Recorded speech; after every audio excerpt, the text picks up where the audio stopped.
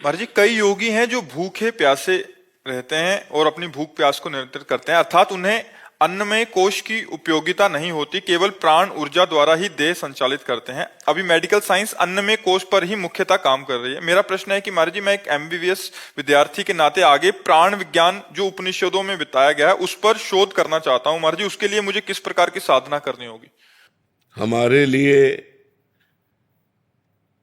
बुद्धि की प्रखरता चाहिए, चाहे जिस विषय पे जाना हो, अध्यात्म में, विज्ञान में, किधर भी जाना हो, हमारे पास बुद्धि प्रखर चाहिए, मतलब तेजस्विनी बुद्धि चाहिए। और तेजस्विनी बुद्धि के लिए जो राम राम नहीं कह पाते थे, मरा मरा कहा, उन्होंने एक इतिहास रचा हमारे सनातन धर्म का, वाल्मीकि रामायण।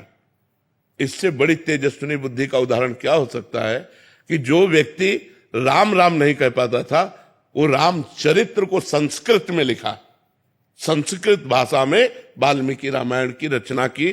तो अगर हम निरंतर नाम जप करें और पवित्र आहार करें और ब्रह्मचर्य से रहें, संयम से रहें। देखो, एक वैज्ञानिक भी जब कोई शोध करता है तो एकाग्रता प्रधान होती है उसकी, और दृढ़ जिद्दी स्वभाव होता है। अब इसका अनुभव करना ही है। पूरी रात बीत गई, पूरा दिन बीत गया, वो भूख प्यास सब छोड़ देगा, लेकिन अपने जो सर्च कर रहा है वो उस पर वो पूरा मनोयोग देता है।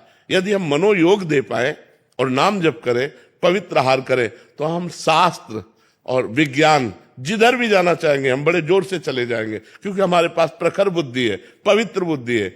शराब पिएंगे, व्यभिचार करेंगे, मांस खाएंगे, माना कि तुम वैज्ञानिक हो सकते हो, तुम पवित्र प्रखर बुद्धि के वैज्ञानिक नहीं हो सकते हो। वैज्ञानिक वही है जो मंगलकारी रचना करे, सबको सुख मिले, सबको आनंद मिले, सब रोग रहित हों, सब अशांति रहित हों, यह है वैज्ञानिक। हम ऐसी औषधियां, ऐसे विचार, ऐसे प्रभाव जिससे लोग सुखी हो, शांत हो, वो तभी जो धर्म से जुड़ा है, अध्यात्म से जुड़ा है, जिसकी बुद्धि पवित्र है, जिसकी बुद्धि प्रखर है, वही जन कल्याण कर सकती है। वैज्ञानिक की विज्ञानता तभी सफल है जब जन कल्याण हो, जन मंगल हो, जन विनाश नहीं, जन मंगल हो। तो हम संयम से चलें। देखो, हर मार्ग का जो, जैसे मकान की नींव, चाहे जितना बड़ा मकान बनाना हो, चाहे जो बनाना हो, नींव मजबूत है ना, बिल्डिंग मजबूत होगी। ब्रह्मचर्य नींव है, पवित्र आहार नींव है, संयम से चलना नींव है। और आज हमारे नौजवान इसी को छोड़ रहे हैं। ब्रह्मचर्यहीनता, व्यसन करना और अपवित्र आहार करना।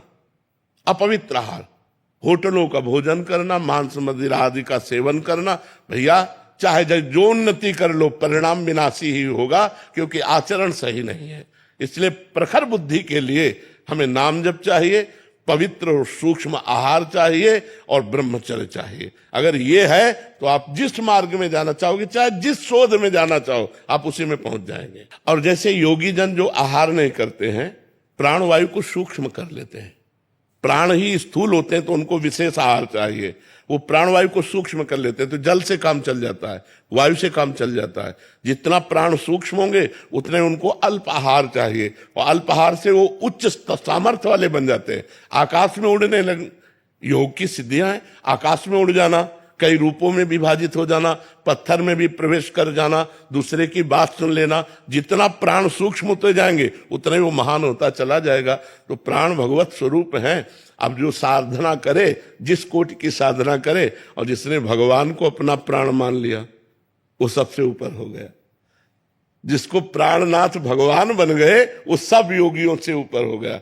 भगवान ने सब योगियों से बड़ा योगी, अनन्य योगी, भक्ति योगी कहा है, जो भगवान से प्रेम करता है, किसी सिद्धि को भी नहीं चाहता है। इसलिए बहुत अच्छे बनो, नाम जप करो और प्रखर बुद्धिमान बन करके लोक कल्याण, जिससे लोगों का मंगल हो, लोग सुखी हो, लोग आनंदित हो, ये विचार हमारा होना चाहिए, जिससे हमारा विज्ञान सफल हो। राधे राधे महाराज जी। महाराज जी, ये प्रश्न मेरे जैसे कई छात्राओं का है।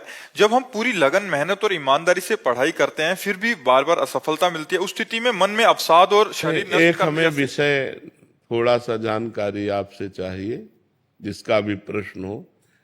क्या परीक्षा हमारे चैप्टर से अलग होती है क्या? हम केवल इतना जानना चाहते हैं कि हमारी जो भी परीक्षा होती है वो हमारे चैप्टर के अंतर्गत ही प्रश्न होता है। जो हमारे क्लास का चैप्टर है उसी के अंतर्गत। क्या हम सही उत्तर लिखेंगे तो क्या हमको असफलता मिलेगी? क्या जांच में पक्षपात रहता है क्या? तो अगर हमने सही उत्तर लिखा होता तो मुझे असफलता ना मिलती। सही उत्तर ना लिखने का कारण अपने चैप्टर को सही ढंग से स्वाध्याय ना करना है। ये हमारी गलती है। ये बात लोग गलत कहते हैं कि हम प्रयत्न करने पर भी असफल रहे। तुम्हारा प्रयत्न ही ठीक नहीं था। कौन सी बच्चियां आजकल हैं जो ब्रह्मचर्य पर ध्यान दे रहे हैं? कौन से बच्चे ऐसे हैं जो ब्रह्मचर्य पर ध्यान दे रहे हैं? जब आपके पढ़ाई का समय है, आप बॉयफ्रेंड बनाएंगे, आप गर्लफ्रेंड बनाएंगे, आप गंदी बातें करेंगे, आप गंदे चैप्टर अपने दिमाग में रखेंगे, तो अपने स्वाध्याय का चैप्टर आप कहां रखेंगे? तो फेल तो हो ही जाएंगे। सचिव वैद गुरु तीन जो प्री बोले भयास, राज धर्म तन तीन कर होय बेगही नाश। यदि संत जन गुरुदेव जन अपने शिष्य जनों या अपने प्रियजनों को मुंह चुपड़ी बात करें, वो ठीक नहीं है, उसका नाश हो जाएगा। अगर वैद्य रोगी के अनुकूल बोलेगा तो नाश हो जाएगा। अगर मंत्री राजा के अनुकूल बोलेगा तो नाश हो जाए। मंत्री को चाहिए राजनीति के अनुकूल बोले, वैद्य को चाहिए उसके स्वास्थ्य के अनुकूल बोले, गुरु को चाहिए शिष्य का मंगल हो ऐसा अनुकूल बोले। तो आप हमको ये विचार बता दीजिए कि अपने चैप्टर से अलग प्रश्न अगर दिया जाए तब तो हो कि हमारा प्रयत्न सफल हो गया। अपने चैप्टर पर अगर हम हैं तो हम फेल नहीं हो सकते। अपना चैप्टर बदल दिया।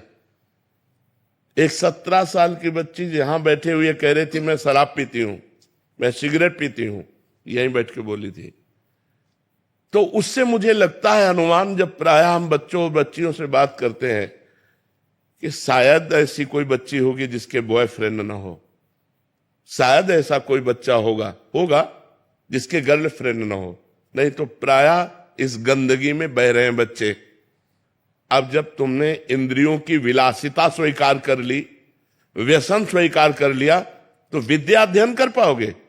विद्या अध्ययन के लिए एक तपस्वी का जीवन व्यतीत करना पड़ता है। ब्रह्मचारी, पवित्र आहार, समय से उठना, समय से सोना, और आप फेल हो जाओ तो हमें बताओ। बचपन से ग्रंथ पढ़ रहे हैं, इतने इतने मोटे धर्म ग्रंथ हैं, आज आप प्रश्न कर रहे हो, उन्हीं से उत्तर दे रहे हैं। शास्त्रों का स्वाध्याय न किए हो तो उत्तर कहां से आवे? धर्मयुक्त उत्तर होना, ऐसा नहीं कि मनमाने हंसी मजाक हो। तस्मात् शास्त्रम प्रमाणम ते कार्यो व्यवस्थित हो। एक भी शब्द मिस्टेक नहीं पाओगे। ढूंढ लो, किसी ग्रंथ में लिखा मिलेगा। ऐसे नहीं कि जो मन में आया सो हम बोल दिया, तुम्हें संतुष्ट कर दिया। तो भाई, यदि आप ब्रह्मचर्य नहीं रहोगे, आप धर्म से नहीं चलोगे, आप पवित्र भोजन नहीं करोगे, तो आपका दिमाग ही काम नहीं करेगा, तो फेल तो हो ही तो जाओगे ना। एक जगह हम मानते हैं कि आपने बहुत ग्रेजुएट पढ़ाई की, आपने अच्छी पढ़ाई की, इसके बाद आपको नौकरी नहीं मिल रही, यह हम मान सकते हैं तुम्हारा बुरा प्रारब्ध है, तुम्हारा बुरा भाग्य है जो तुम्हें आगे नहीं बढ़ने। लेकिन फेल होने में हम नहीं मान सकते। फेल होने में भाग्य नहीं, तुम्हारी असफलता है, तुम्हारा प्रमाद है, तुम्हारी गंदी बातें हैं जो तुम मोबाइल में समय देते हो, जो तुम गंदी बातों में समय देते हो। अगर अपने चैप्टर पर समय दो तो आप कंठस्थ कर सकते हो। हम कह रहे हैं 4 बजे उठकर हर विद्यार्थी किसी भी ग्रंथ का पाठ करे, अगर उसे कंठस्थ ना हो जाए तो हमें बताओ। कितने बड़े बड़े ग्रंथ हैं तुम्हारे, इतने मोटे मोटे हमारे धर्म ग्रंथ हैं, इतने मोटे मोटे ग्रंथ हैं। तो आप अपनी असफलता का स्वयं कारण है, ना कि भाग्य, ना कि कोई देवता। आप हमें इस विषय पर बताइए, यदि कहीं भी आपको संशय लग रहा हो। ब्रह्मचर्यहीन जीवन स्मृति विहीन जीवन है, और ब्रह्मचर्य युक्त जीवन स्मृतिवान जीवन है। कम से कम 22 वर्ष तक तो ब्रह्मचर्य रहना चाहिए। चाहे बच्ची हो चाहे बच्चा, 22 वर्ष तक तो 10-5 बॉयफ्रेंड गर्लफ्रेंड हो जाती है। ये व्यभिचार प्रवृत्ति है, ये गंदी प्रवृत्ति है, ये पाप प्रवृत्ति है, और वो बढ़ती चली जा रही है।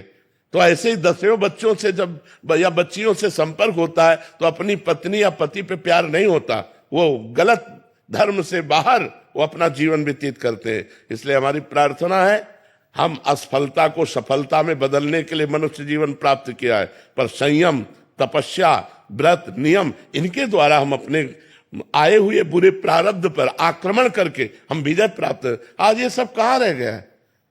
बच्चियां शराब पीती हैं, सिगरेट पीती हैं, वो खुद बताया, हमको क्या पता चले।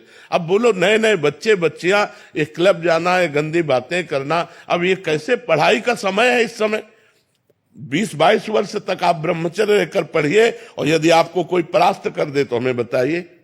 आप खुद अपने संयम को बिगाड़ रहे हैं, छोटे छोटे बच्चे बिगाड़ रहे हैं। तो हम ये नहीं कहते कि आप किए होगे गर्लफ्रेंड बॉयफ्रेंड, लेकिन हम कहते हैं ये आदतें, ये मोबाइल की गंदी बातें, ये हमारे दिमाग को अपनी तरफ खींच लेती है, जिससे हम अपने चैप्टर में स्थित नहीं रह पाते और हम फेल हो जाते हैं। हमें जो कारण समझ में आ रहा है, अब अगर आपको और कोई कारण समझ में आ रहा हो तो आप बताइए।